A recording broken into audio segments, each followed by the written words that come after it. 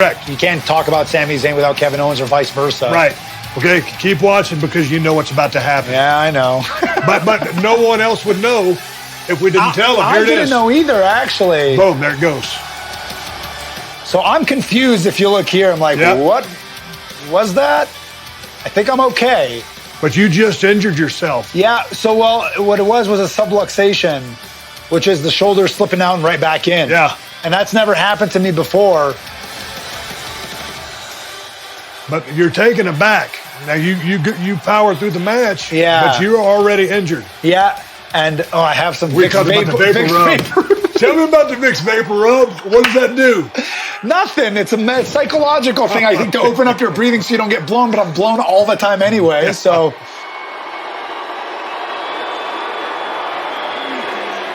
Nice move here.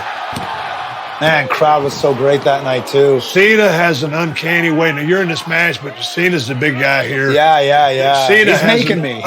He is. He's making me. And then the handshake at the end. Let's watch this. Enjoy it. Nice move. That's the move. That's the one that Terry Taylor was like, oh, what are you, crazy? Spectacular. Yeah. It was a different time in NXT. Cena had the innate ability to get a crowd involved in his matches. Yeah. And whether it was, we love John or whatever it is, Cena sucks. Yeah. Just the involvement. Yeah. They're so engaged. There's no indifference. Yeah. And even that, to let me kick out of that, you know what I mean? Great sell job. I love that. And busted that one out in a minute. Boom, there you go. Cover for the win, possibly. And people are buying it. Yeah. Oh! Hanging on the edge of the seats. I love she always throw a good line. Oh, there's it. There it is. Wow. Stunner. Boom. Okay, with authority. Boom. That's the one, Exclamation point. Hooks the leg deep.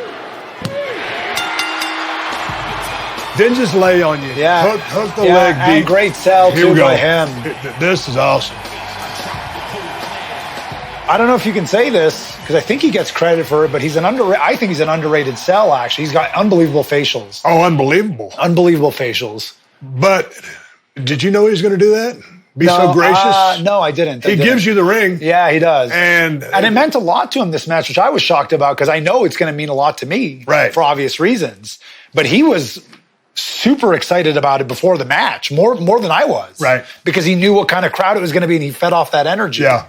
So I don't know. I don't know how I don't know if he's ever talked about this match. I don't know where it holds up for him, but for me, it's obviously very special. And you called it a debut, but the funny thing is I don't know that it is a debut or would have been a debut had I not gotten hurt. I don't know if they had a concrete plan. Before you got here, they were like, was this anything like bringing Mike? I've been on TV three or four times before I ever actually stuck around. Well, but we can call this one the debut. Yeah, for all intrinsic purposes.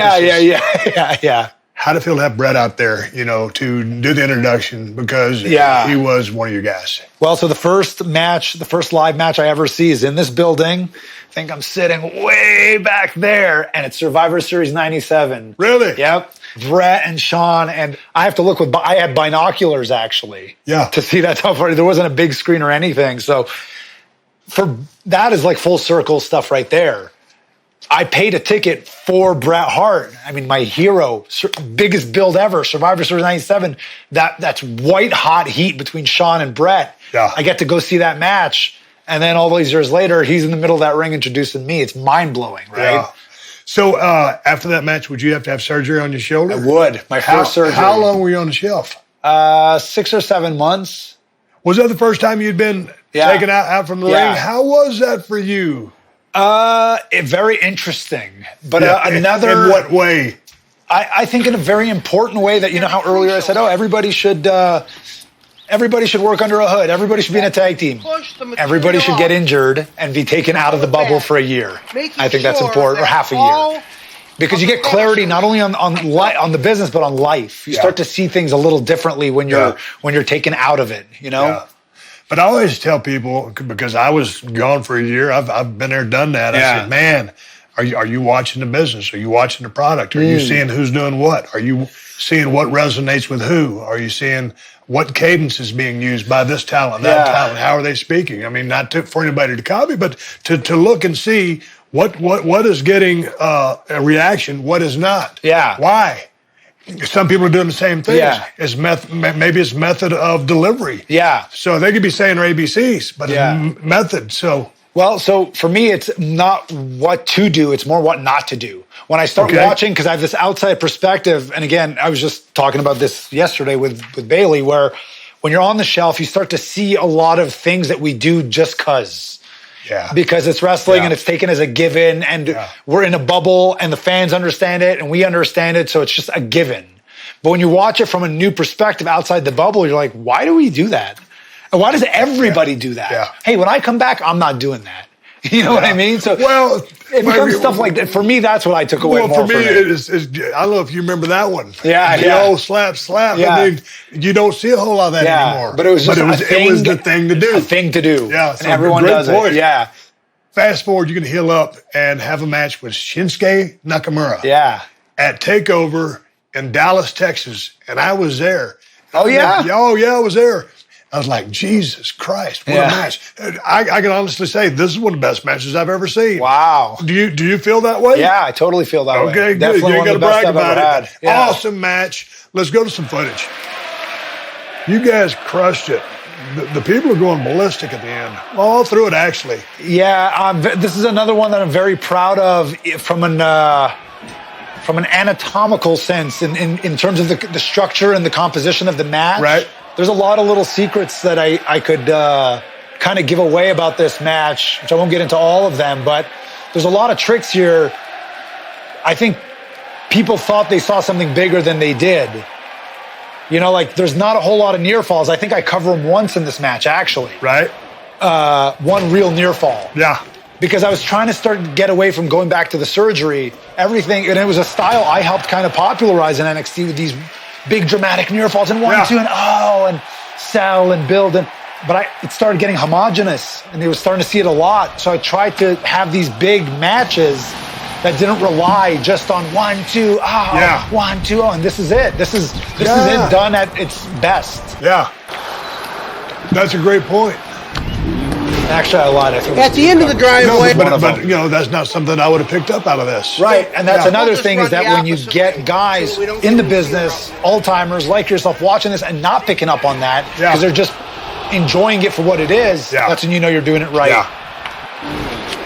At the end of the driveway, we'll just run the opposite way so that we don't get any seal. See, this is the only real...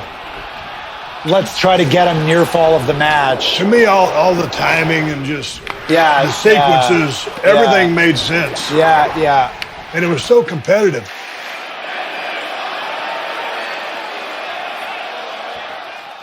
Oh, rejected. Yeah, that one tagged me a little bit. You know, they had built him so hard as the king of strong style, the king of strong side. Strong. There it is. Strong style. I was like, well, he's just going to mow right through Sami. So again, that's one of the things I'm proud of is we showcased him. Right. And it wasn't just steamrolling to get him over. This got him way more over than if he just plowed through. Yeah, but I was thinking, okay, he's just going to wipe the mat with Sami because it's not like they're pushing you heavy there. Yeah, look at the respect I'm doing the honors here on my way out. But look at the honors here. Yeah, that's the respect. Yeah, that was pretty special for me too because of what NXT meant to me, and I knew this was my my goodbye, and it was real. That was a real moment for me. Right. We talked earlier about your chemistry between you and KO earlier. Yeah. And I think the Battleground match is one of the best. Let's go to some footage to that match and check it out. The following contest. At the time when we did do this match, when it was done, we thought it was our best match. Yeah. And we've had a lot to draw from. Yeah, the crowd was really great that night. Man, I look really different, huh?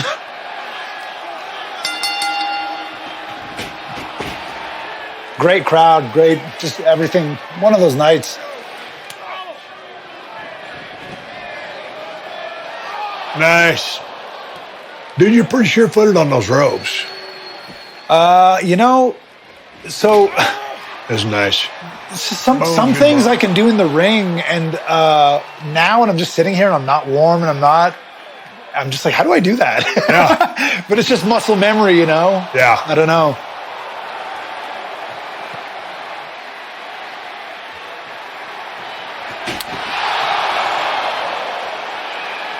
Man, the crowd's into it. You can just They tell are. they're on the edge of their seat. Oh, thought he was going for the pop-up. Denied. Hello. Thank you, sir. May I have another? Oh. Oh, nice kick out. Perfect timing. Had him hooked deep. Come on, dude. Where were you? Out of position? Here we go. Boom. With authority. Almost Almost, slips. Almost slips. There's no fooling you. You saw that one. Almost. Kevin's a great opponent because he'll beat you up and then he'll let you beat him up. Yeah. He kills me in this match. And now look at this. I'm dumping. yeah. Payback is I'm dumping him on his head, left, right, and center. It's we're giving 100% of ourselves to our opponent. Right.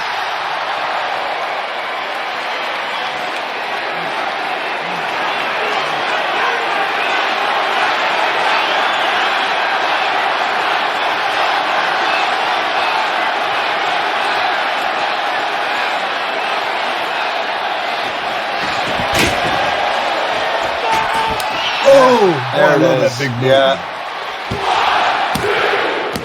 move. Big time win there. Big, yeah. Kevin was a lot more made than I was at this time, you know. He had done the program with Cena, and this was me finally getting the win. He'd beat me a few times, so that was a big win. And one of the things that Hunter said when I had that match with Cesaro, and we had done some tricks that, you know, we hadn't really done in developmental yet, he pulled us aside. First of all, this is to tell you how different the mindset was. I was laying on the mat, and they start chanting, "Match of the Year," and that's like an indie chant. Yeah. And Bill DeMott's the coach, and, you know, indie was frowned upon back then. So while I'm laying there, and they're all on their feet, and they're going, "Match of the Year, Match of the Year," and I'm thinking, oh my God, I'm in so much trouble. That's how the mindset was. Yeah. It's like, I'm going to get chewed out for this. Yeah. And then I go back there, and to my astonishment, Hunter is... And so is Bill, because Hunter is, you know, and you know how it is, you know. So they're all into it, and Hunter pulls me and Cesaro aside, and I remember this was another huge moment for me, but he goes, "That was awesome. But let me tell you why it was awesome. Because you're going to go back there, and the boys are going to go, oh my God, Cesaro, that pop-up European, and oh, Sami, your DDT through the buckle, and they're going to see all that, and they're going to go, that was awesome." That's not why that match was awesome. That match was awesome because you guys told a story. And you sold for each other, and you tried to outsell each other. And I kind of didn't understand what he meant by that at the time. Yeah. But I kind of do now, and it's a perfect example with this match. Why the chemistry between Kevin and I is so good is because when he's in control, I am his. Right. He can do whatever he wants. He will destroy me. And when I pay him back, he lets me destroy him. Right. And it's all about this common goal of the best match possible, and that's what this is. Just a great, really one of my maybe I don't know if I say my favorite match of ours, but at the time it was our favorite. Right. And definitely a special place in my heart for that one. Do you have a favorite match that you were ever in? No, I have like a top 5 or 10 or whatever. Okay. It's so hard to choose that just one. Sucks. You got like 10 of them. I got like 2 to pick from. Brett? Yeah. And what's the other one? I don't know. Steamboat at the Forum. There was no camera. There was a house show. And it's I always like the excitement of 17 with The Rock. Because it was billed as the main event. We had a whole lot to follow, and everybody got off that night, so it was what it was. But, yeah, you've had – I've been watching yours.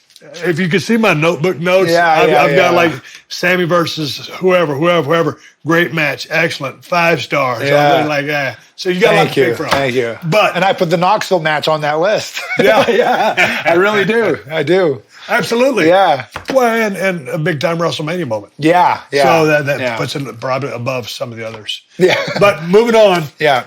You're going to become a 3-time Intercontinental Champion. You're working great matches with great talent. But when does a light bulb go off that you need to get, a little bit more, character driven? Well, so to take you to the next level. Well, so it's funny. I go into Vince's office one day. So this is before I turn. It's probably in 2017, summer of 2017. I'm starting to feel like I'm spinning my wheels a little bit. And I knock on Vince's door, and I go in there, and I go, boss, just want to ask, what can I do different here? Because, Kevin has been a champion here. Seth has been a champion. Dean. These are my peers. These are guys I was on their level.